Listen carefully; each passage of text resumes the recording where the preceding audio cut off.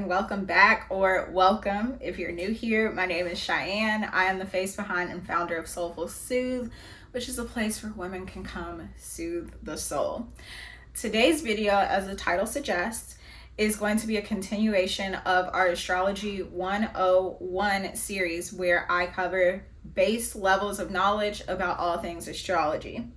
I personally decided to create this series because I remember when I was learning or starting to learn astrology, I was confused as all hell. I was like, what do they mean Mercury is in box braids? What the heck it even is opposition? What does that mean when two planets are opposing each other? What does it mean when Pluto and Uranus are influencing a global pandemic? What does that mean? What do all of these things mean? So I wanted to pay it forward and help give for the free 99. I wanted to give you guys just a little taste, especially if you're starting your own astrology learning journey, or you, just came across this video and you're like, I don't know shit about astrology, but this looks enticing, or I'm intrigued at the very least. Here's this video. Since we are currently in a Mercury retrograde in the sign of Leo, this video is going to be two parts. In the first half, I'm going to talk about all of these things, which are the basic levels of knowledge of Mercury, the planet.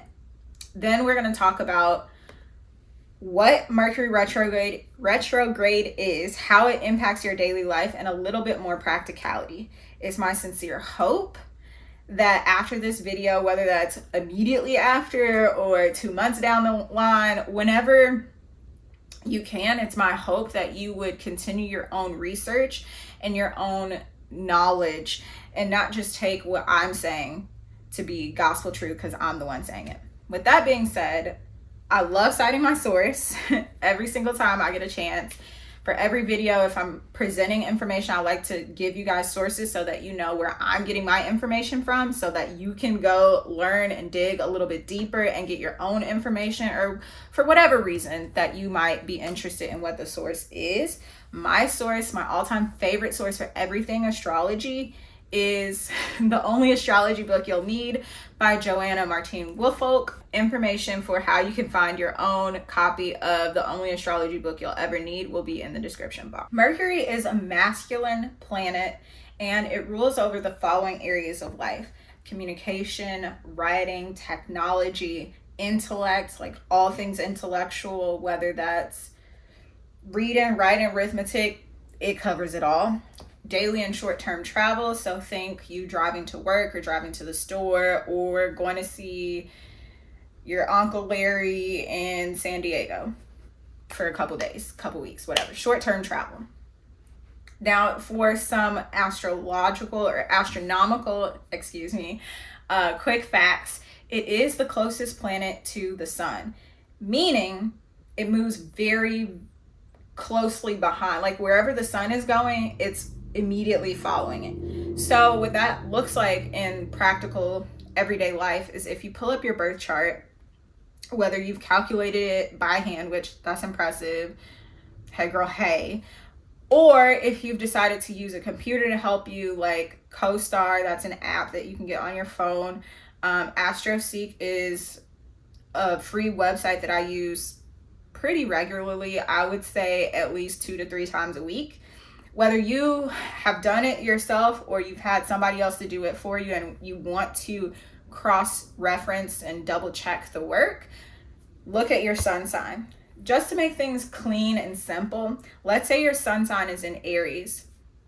So your Mercury sign will be either 1 or 2 signs before or 1 or 2 signs after. So if your sun is in Aries, your Mercury should either be in Pisces or Aquarius, because those are the 2 signs before, or it should be in Gemini or Taurus, because those are the 2 signs after. Since this is a closely traveling planet to the sun, that was a really weird way of saying that.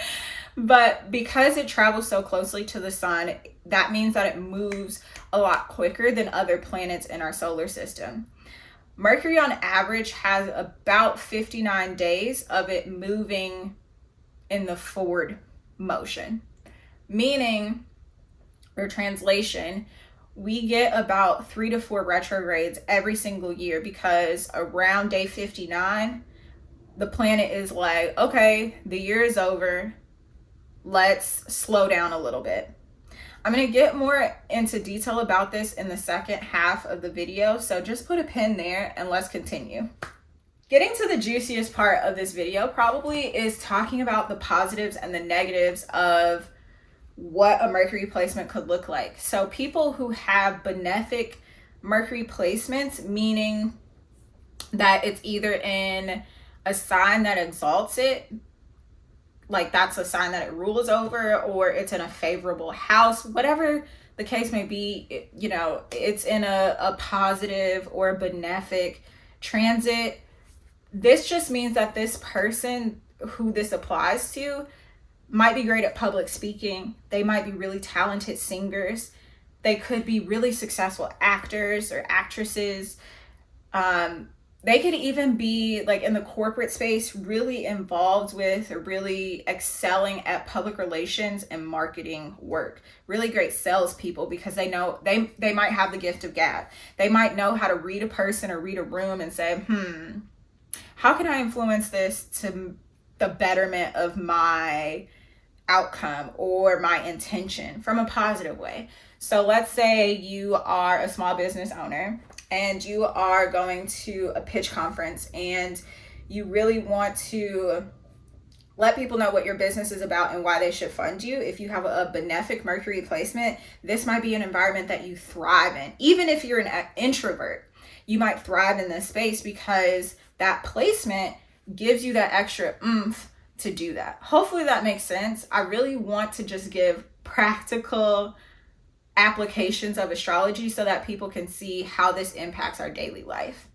Some of the negative side effects of a malefic or a negative experience with a Mercury placement, meaning it could be in a sign that is ruled by a planet that is completely opposite of that placement. What that means is this person could be really critical. They could be very argumentative, in their head a lot.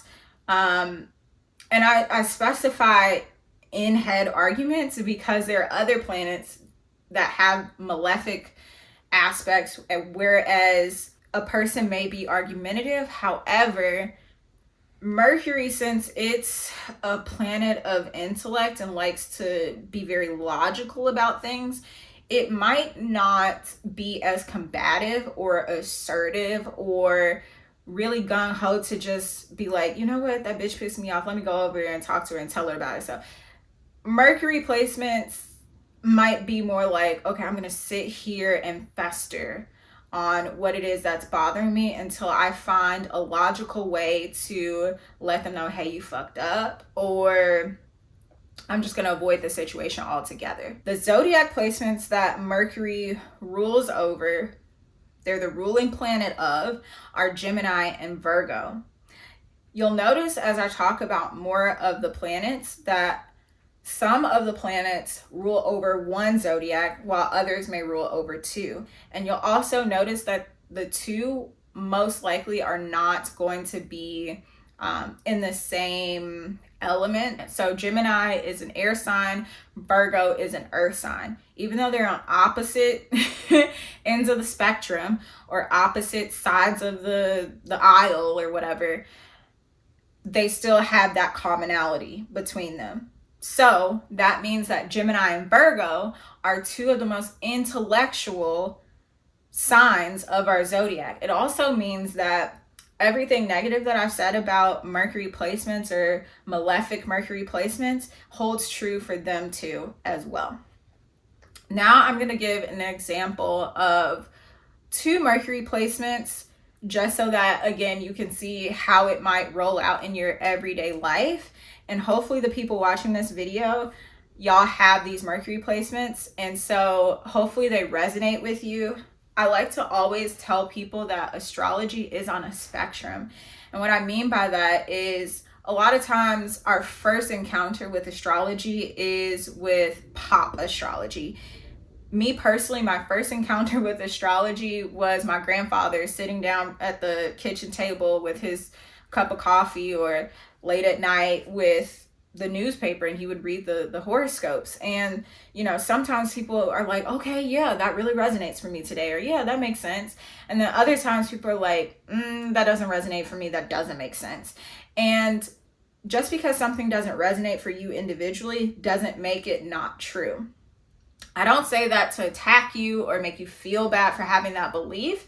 It's just that astrology is on a spectrum. Just because you have a benefic or positive Mercury placement doesn't mean that you're not going to experience hiccups in those areas of your life that Mercury rules over. Hopefully that makes sense, but let's get into it. I'm going to read from my primary source. I'm going to read about a Mercury and Leo placement, and let's do Mercury and Pisces just to spice things up a little bit. Mercury and Leo bestows a gift for eloquence and a skill for leading others. If you are a native of this position, meaning if you have this placement, you have a magnetic flair for dealing with people. You are a superb organizer who knows how to direct, manage, and control. It's true that you can be boastful, arrogant, and bombastic, and if things don't go your way, your fiery temper may ignite. But basically, you have such a kind heart and sunny disposition that people usually forgive you. There's a showy expansiveness to your outlook. Though you would rather play than work, you are determined to be successful. You have great enthusiasm and sometimes get so caught up in a project you ignore everything else. People with Mercury and Leo are in love with the theater and the performing arts and are happiest when they are on display. Creative fields attract you and you resent tedious work. So just as I explained that astrology is a spectrum, all of those things might not resonate with you, and you could be on the opposite end of the spectrum. You could hate theater, you could hate musicals, you could not like being in the front. It's still on the same spectrum, just on the opposite end. So now we're going to read Mercury and Pisces. Pisces is the sign of psychic revelation, and Mercury in this sign gives you a subtle and intuitive mind. There is an intriguing air of mystery about the way that you think. You don't logically arrive at conclusions. You seem to get flashes of knowledge or sudden feelings that are not based on previous facts or circumstances. Sometimes you will make a pronouncement, and afterward, what you say will turn out to be true. You have accurate intuition. As a Mercury Piscean, you are imaginative and creative, but you tend to lack self-confidence. At times you appear timid or confused. You have deep sympathy and understanding for the foibles, failings, and follies of other people. In your opinion, everyone, including a liar, has his own truth. You have such sensitivity to your environment that you cannot work or think straight when there's anything or anyone upsetting or jarring around you. An apt image for Mercury and Pisces is the absent-minded professor. I so relate and resonate with that, even though I'm not a Mercury Pisces. I just have a lot of Pisces in my chart. And so a lot of what I just read resonates for me. But again, like I said, since astrology is on a spectrum, all of those things don't have to resonate for you. So I hope that some of the things that I've read off for Mercury in Leo and Mercury in Pisces, if those are your placements, hopefully they resonated. And if you don't know your chart and those things resonated, maybe it's time to create your own birth chart and do some more deep diving into learning all about yourself. So now let's go on to the second portion of today's video, which is going to be talking about just a brief overview of Mercury retrograde things. Now, I have done a couple Mercury retrograde videos in the past. I'll drop them down below because those videos go a little bit more into detail about Mercury retrograde, but this one, we're just going to give you some basic level of knowledge about this current retrograde and Mercury retrograde as a whole. So, Mercury and box sprays, what does that mean? The literal definition of retrograde is to move backwards. However, that's not necessarily true when we're talking about astrology and astronomy. To the naked human eye, when we look up at the cosmos and we see a planet in retrograde, to our naked human eye, it looks like the planet is moving backwards, but it's not actually moving backwards. What's happening is the planet has slowed its speed, meaning because it's moving so slow and we're so far from it, like literal millions of light years away, it's just moving so slow that it looks like it's moving backwards, but it's not. Practically, what does this mean? This means that the area of life that the planet is retrograde in, it's going to show up in your everyday life based on your own personal placement. It's going to show up in that area of life that it rules over. So, as I talked about in the first half of this video, Mercury rules over communication, short-term travel, technology, the intellect. You might notice some hiccups or disturbances, distractions, roadblocks, obstacles, wrench in your plans in those areas of life, which means leading up to Mercury retrograde, since it does happen a couple times a year and we already know when it's coming, we might want to get business taken care of in those areas of life before it happens. So with every Mercury retrograde, you're gonna want to make sure that your car is in order. Like if you know you've been slacking on oil changes, or you've been, it's been raining a lot and you hearing that your blades are getting kind of low, you need to change the blade, go ahead and change them. If you know that you have a really bad knack for letting your tank get all the way to E, especially if you're a woman living in a big city, a small city, you're a woman living on this planet today, you should never let your tank get really less than halfway, but I digress. So those are some ways that we can see Mercury retrograde impacting our daily life on the planet. When it comes to our interpersonal communication and interactions with other humans, what that could look like, y'all have seen examples throughout this video. I am tripping over my words. I'm also like losing my train of thought a lot quicker than what I normally would, but I still have this passion when I'm talking. One, because I'm truly passionate about astrology and I could talk about this shit all day, every day for the rest of my life. But two, because Mercury is retrograde in the sign of Leo. I believe I mentioned in the video earlier, but if I haven't, we usually see Mercury retrogrades in the same element every year.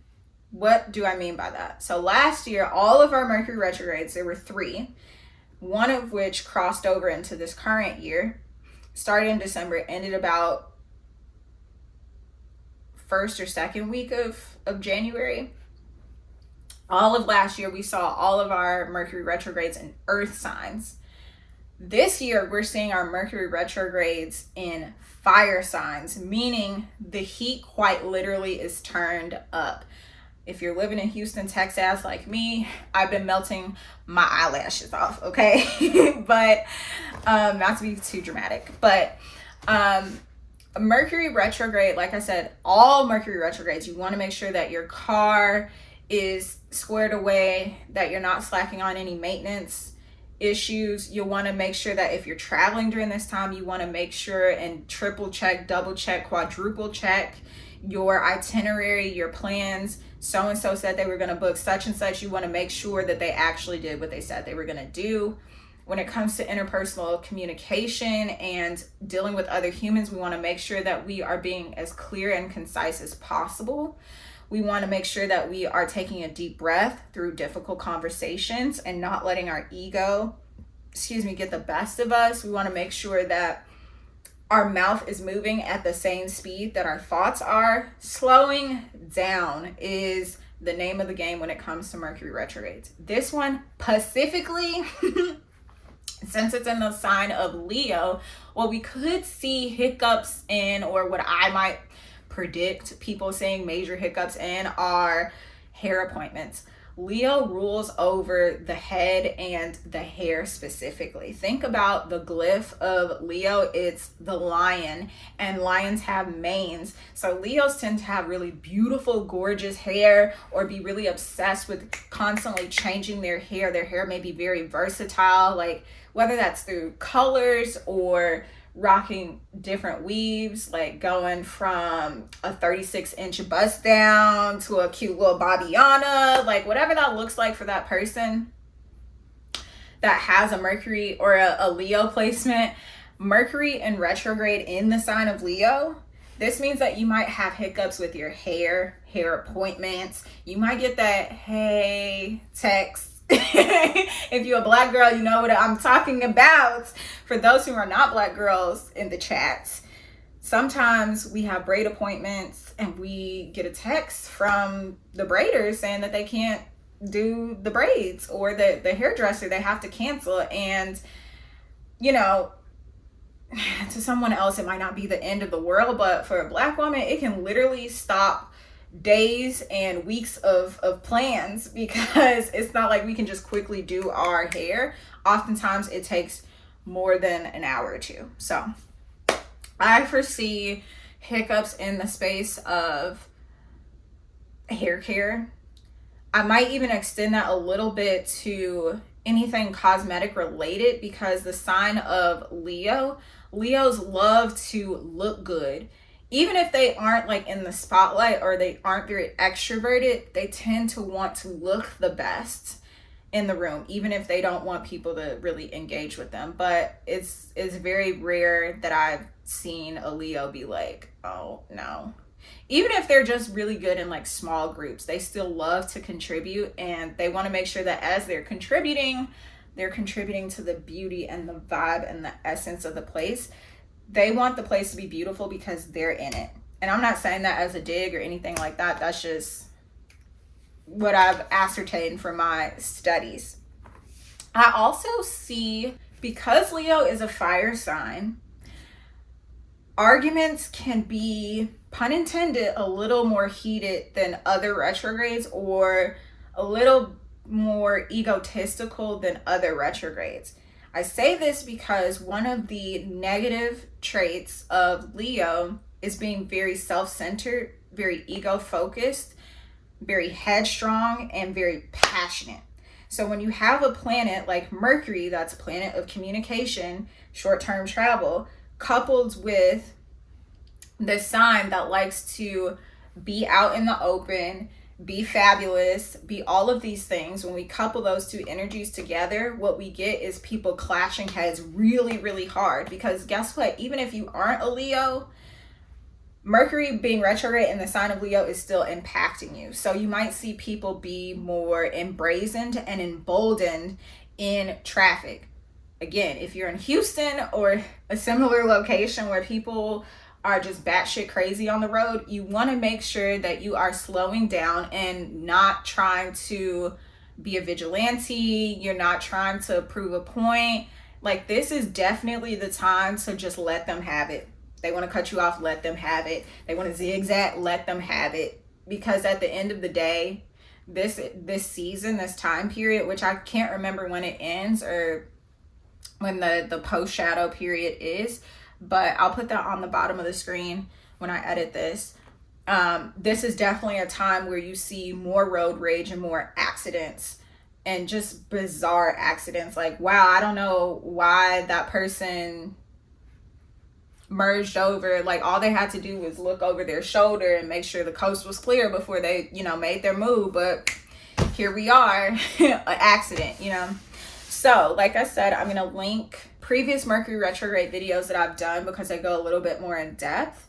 Because this video is a part of a series, I didn't want to go, too long, because I've been trying to keep these videos at like 10-15 minutes, because y'all know I can be long-winded. And if you don't know, go back and look at some of my older videos. I can wax poetic very long. So I hope that this video was helpful. If you have any questions at all, feel free to drop a comment. If you would like to shop or book with me, my links are in the description. And until the next video, love you so much. Ciao.